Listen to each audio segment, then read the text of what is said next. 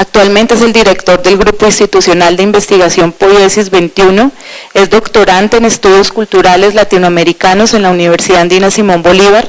Vuelvo y reitero, es el director de la revista Calle 14, revista nuestra de esta facultad de investigación en el arte, y además es el coordinador general de este evento. Maestro Pedro Pablo.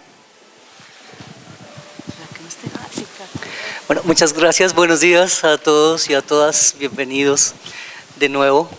Voy a hacer dos partes de la ponencia.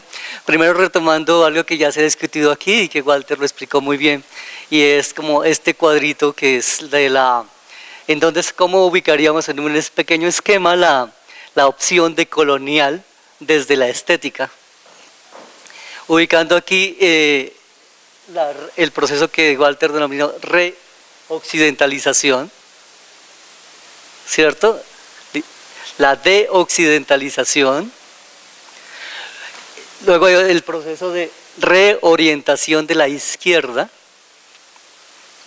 y la opción de colonial se ubicaría en esta parte como una perspectiva que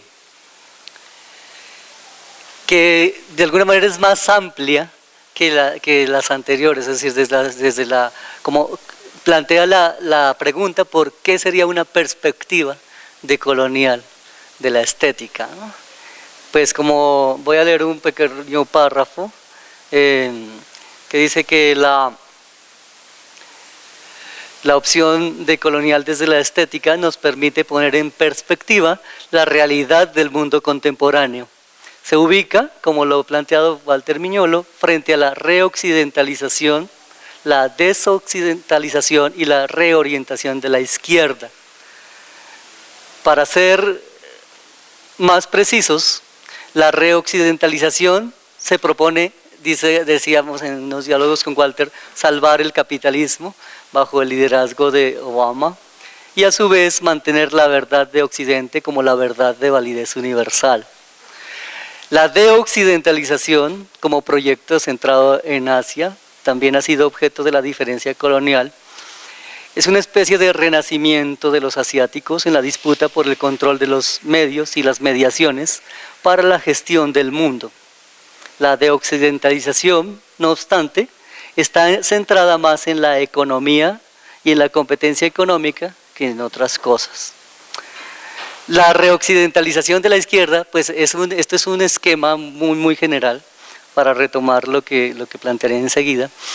La reorientación de la izquierda europea, que puede seguirse entre otros en el pensamiento de Alain Badiou, de Hardy Negri, de Slavoj Žižek, estaría ubicada entre la reoccidentalización con sus lugares de enunciación eurocentrados y la opción de colonial.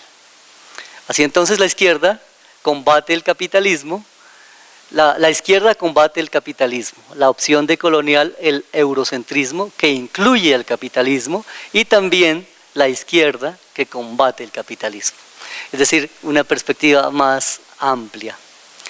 La opción de colonial que nos interesa entonces se constituye en una ruta propia construida desde lo que hemos tratado de denominar nuestro propio locus de enunciación, nuestro lugar de enunciación.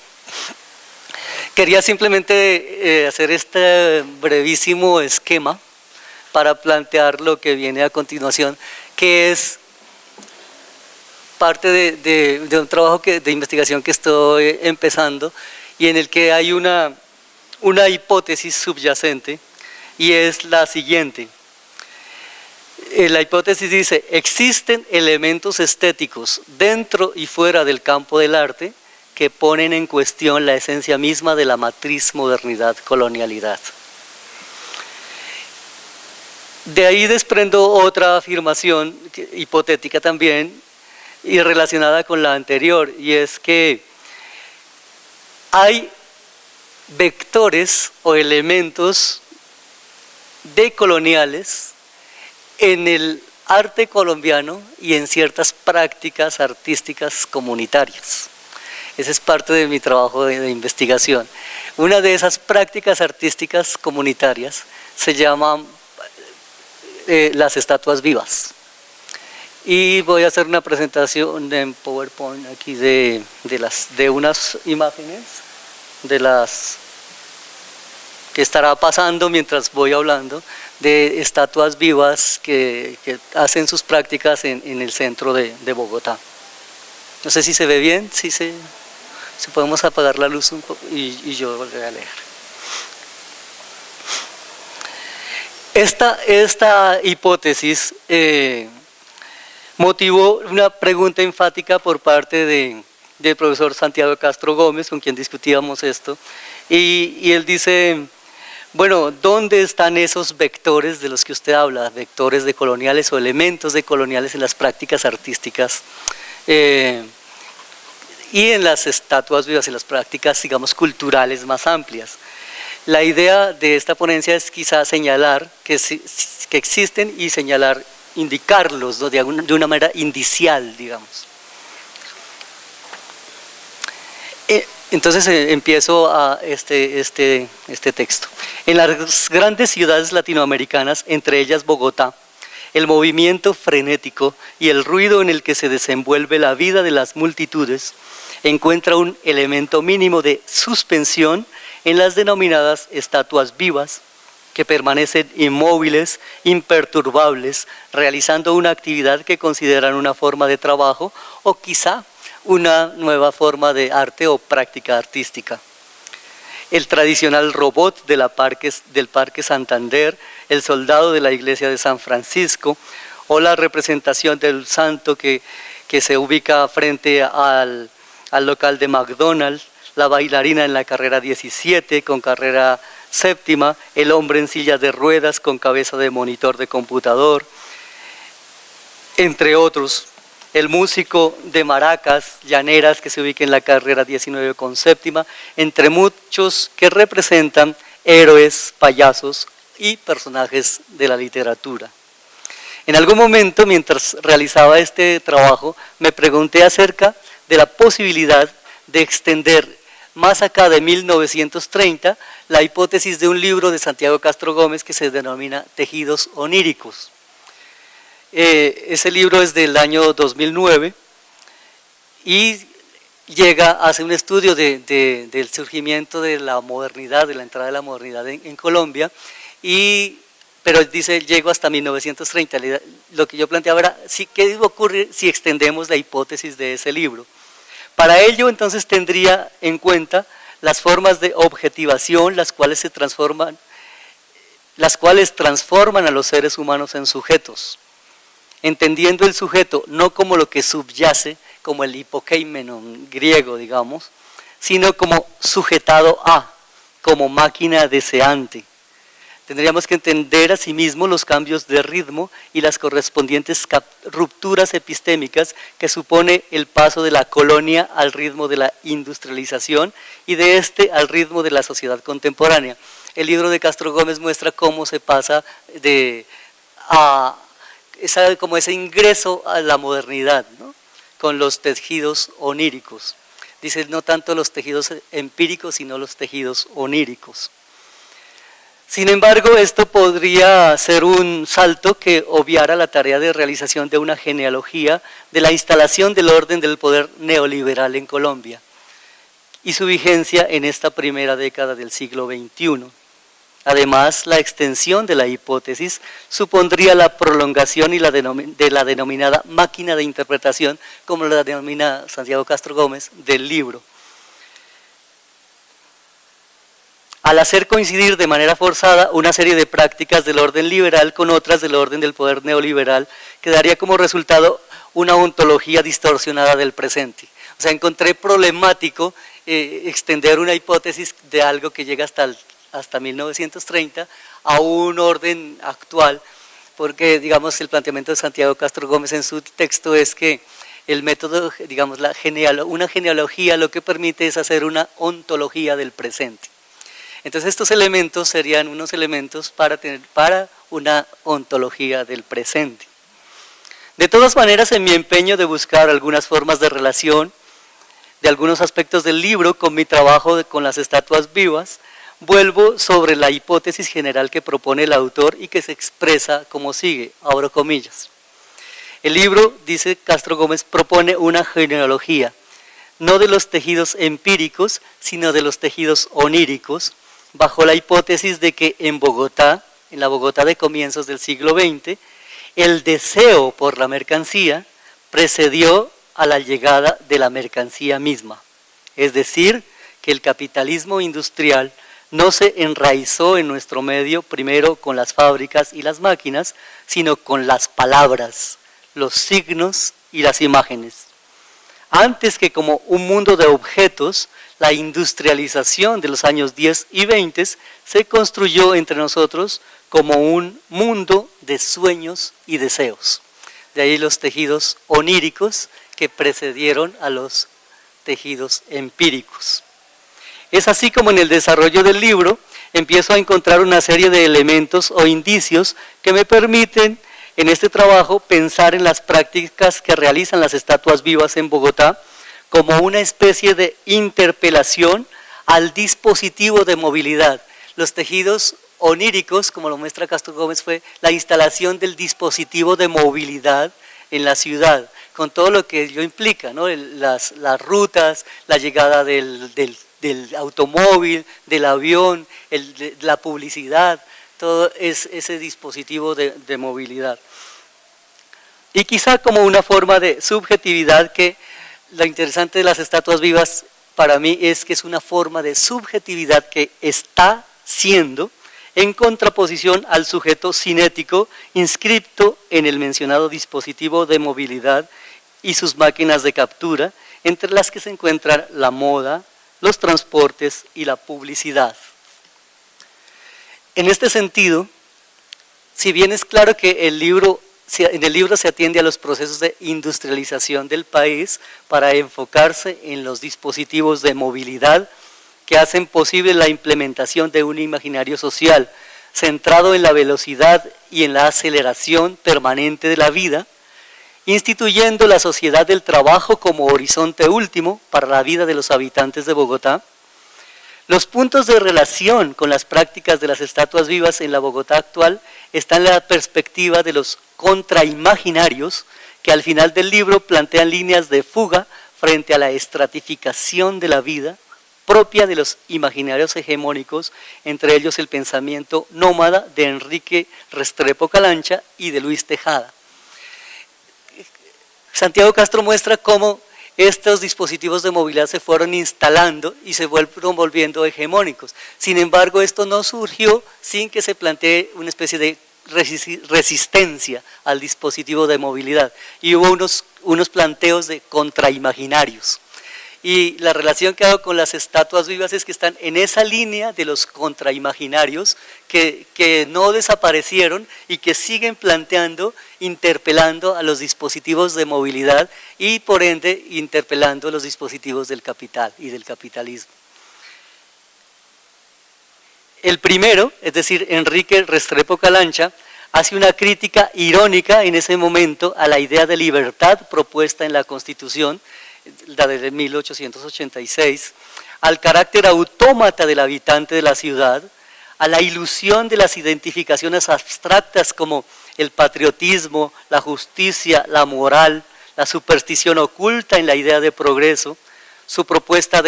Él hace una propuesta de la desesperanza y de una pedagogía de la desaceleración y del deshacimiento frente a los ideales de progreso. El segundo, Luis Tejada, tiene una mirada horrorizada por el incesante movimiento de la carrera séptima en un mundo en el que el placer del estar haciendo nada se ha perdido. Él dice, hemos perdido el placer de estar haciendo nada. Por causa del movimiento y la aceleración. Un mundo donde siempre se está de paso, en el que no es posible estar en alguna parte, pues el mundo ha sido estriado para hacer imposible el vagabundear y sus placeres.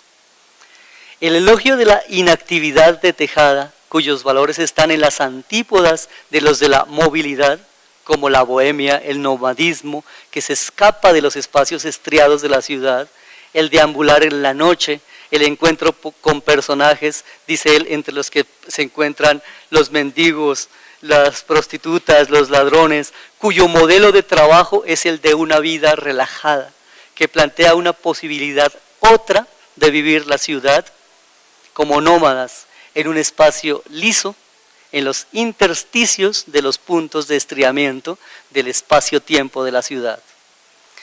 Esos valores y contraimaginarios de la desaceleración me permiten establecer una vinculación con nuestros personajes de las estatuas vivas para elaborar quizá una imagen dialéctica, otra de la ciudad, al unir elementos en otras coordenadas espaciotemporales distintas a las de las narrativas y los mapas vigentes del poder.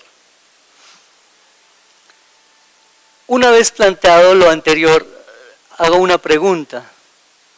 ¿Por qué a estas manifestaciones artísticas se les denomina, artísticas entre comillas, ¿no? Se les denomina estatuas humanas y no esculturas vivientes? ¿Qué extraña relación de poder se oculta en esta denominación? Michel Serres había hablado en algún momento de una especie de historia de la escultura, de un pasaje de la momia, del cuerpo muerto a la piedra y de esta a la estatua. En la estatua, a su vez, se da la aparición del objeto, dice él. Dice, debe haber habido un momento en el cual el intelecto se constituyó en función de la presencia de un objeto como tal. Del ser ahí, de ese ser, ¿no? Muy como con el Dasein de Heidegger, ¿no? Que el autor traduce por aquí yace. O sea, Serres se aparta un poco de Heidegger, del Dasein, y dice que aquí yace porque hay una relación entre la meditación acerca del objeto y la muerte. El aquí yace es a veces el muerto, que el aquí yace. Sin embargo, la estatua, y subrayo ese sin embargo, la estatua nos hace pensar en que hay algo más allá de lo que es a primera vista, que algo que hace que la estatua esté ahí. Siguiendo a Rodolfo Kusch, podemos decir que detrás de la estatua, como de toda escultura, hay un suelo, y ese suelo es un margen de arraigo al que en los momentos críticos,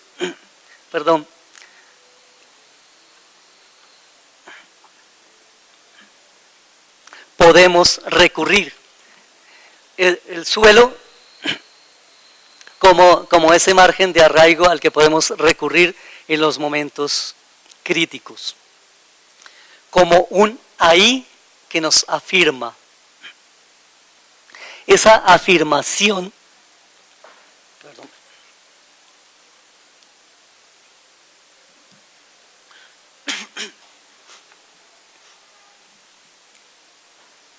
esa afirmación de la estatua no es tanto un ser que está a la manera de Heidegger, sino un estar siendo a la manera de Kusch. Subrayo el estar siendo. Ese estar siendo, como lo plantea Kusch, no es ontológico, sino es preontológico. Tiene carácter preontológico y fundamenta un desenvolvimiento, como Kusch lo denomina, de la autenticidad americana, en contraste con lo que Occidente considera auténtico, fundado ante todo en el ser antes que el estar. La propuesta de Kusch es: fundemos un estar antes que un ser, el ser es posterior. El ser, para Rodolfo Kusch, el ser y el estar son formas de existencia, pero los dos no son lo mismo. Para Kusch, hablar de un sujeto en filosofía supone hablar ya de un ser, o sea, de un ente constituido. Por esta vía, tendremos que hablar de lo que es como una esencia. Es decir, la pregunta por el ser nos conduce a la pregunta por la esencia. Pero desde el punto de vista del estar, en vez de hablar de una esencia, hay que hablar previamente, preontológicamente, de una estancia que se instala en gran parte fuera de la ciencia, que es un modo de ver, la ciencia como modo de ver, de cierta manera, que hace al ser. Voy a hacer una pequeña cita de Kush, dice, el sentir, la verdad, en términos de existencia, incluye lo peor y lo mejor. Desde una antropología de la finitud, hace pensar en la indigencia original del sujeto, en su de constitución originaria. Esta precariedad es la que hace que lo que se diga del sujeto en relación a su logos o su esencia resulte todavía prematura. Si nos ubicamos en el estar, todavía no podríamos hablar de una esencia del ser. Y esa reflexión nos permite hacerla, a mi modo de ver, las estatuas vivas.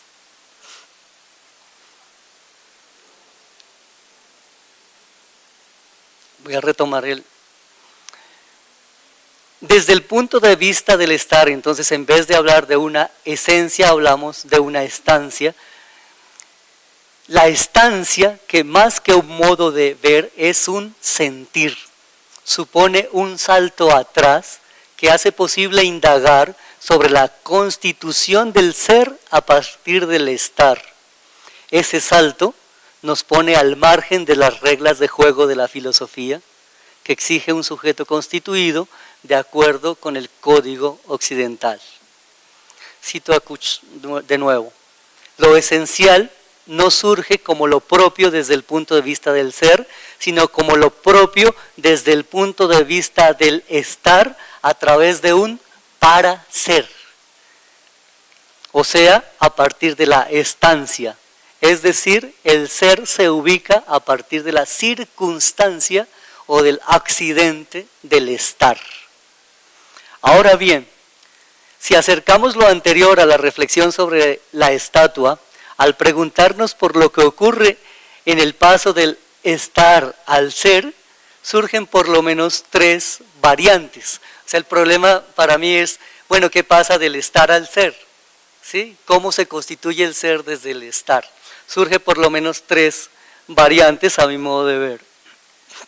La primera nos hace pensar en un estar que se conserva simplemente en su estar, que sería propio de una estatua estática, no de la estatua viva.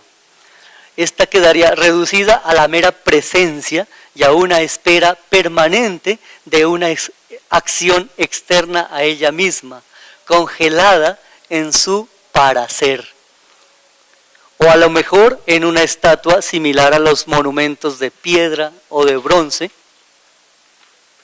que cuentan no tanto la historia vivida, sino una historia erudita, la misma que se ritualiza en las conmemoraciones, aniversarios y centenarios.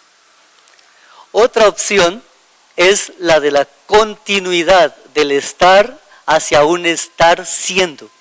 Subrayo el estar siendo. ¿Cómo pasamos del estar hacia el estar siendo, que constituye su propio ser ubicado? La estatua viva sería una analogía de un ser humano que logra constituirse a sí mismo en un domicilio existencial sin desconexión de su estancia. Ese es la, digamos, la subrayar esa parte, ¿no? Cómo hacer algo sin desconectarse de la estancia. Sabemos que el sujeto del conocimiento epistémico lo que hace es eso, desconectarse de la estancia y ponerse en un lugar, en la ibris de punto cero, en donde adquiere el lugar de Dios para ver sin ser visto. Pero el reto aquí es estar no desconectado de la estancia. Para llegar a ser estatua viva, la primera condición es la de estar. Y luego, al poner en suspenso el movimiento, se es estatua una estatua viva que está siendo, cuyo ser contingente depende de las condiciones de su estancia, para no caer en la abstracción de un ser que yace, ser ahí como muerto. La tercera opción es la de constituir un ser a partir del estar, pero en discontinuidad. Esa discontinuidad produce una falla en el paso del estar al ser y es causada por la irrupción brusca de una fuerza exterior que quiebra la continuidad en la constitución del ser a partir del estar. Esa falla es una ruptura entre la estancia y su esencia. Habla de procesos de esencialización en vez de esencia, sino lo que habría son procesos de esencialización. Esa falla es una ruptura entre la estancia y su esencia, una sustitución de lo propio del ser en su estar siendo, eso que es asaltado, por así decirlo, por una esencialización extraña. Esa esencialización extraña puede llamarse nacionalidad, partido, ideología, muchas formas de esencialización extraña que hacen que uno pase del estar al ser, pero bajo ese cortocircuito, esa ruptura. Incluso la esencialización artística de ciertas prácticas artísticas populares. Es decir, el convertir en arte lo que no es arte puede ser una esencialización extraña también. También puede ser forzado. ¿Cómo hacer que lo que está siendo constituya su propio ser a partir de su propia estancia, sin un proceso extraño de esencialización? Pregunta, ¿esta ruptura no será acaso una clave para explicar la diferencia entre el pensamiento popular y el pensamiento intelectual? ¿No será una clave para pensar entre la diferencia entre la ciudad letrada y la ciudad real? ¿Se podría elaborar, pregunta también, a partir del estar, una herramienta explicativa de la constitución ontológica del estar siendo? Existencia, o sea, ¿cómo se podría hacer una herramienta explicativa de la constitución ontológica del estar siendo desde una analéctica de la estatua viva? La respuesta para mí, sospecho que de alguna manera es positiva, solo que la tarea solamente está empezando. Muchas gracias.